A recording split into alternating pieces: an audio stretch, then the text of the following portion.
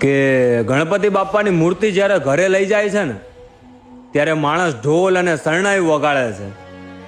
જ્યાં પોતાના જ ઘરમાં પોતાના ઘરડા બાપા ખાટલે બેઠા મૂંઝાય છે. ગણપતિ બાપાને મોતીચૂરના લાડુ અને મોદક ધરાવે છે, પણ પોતાના જ ઘરમાં પોતાના બાપા એક રકાબી ચા માંગે ને તો એ વાત એમને ખટકે છે. આ વાત મારી ભગવાનના વિરોધ માટે નથી.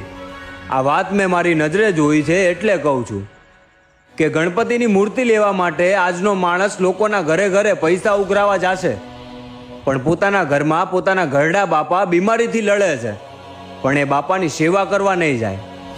અને હા, ગણપતિ બાપા પ્રત્યે તમારી આટલી શ્રદ્ધા છે એને હું નમન કરું છું, પણ ગણપતિ બાપાએ જે કામ કર્યા છે ને એ કામ પણ તમે કરો.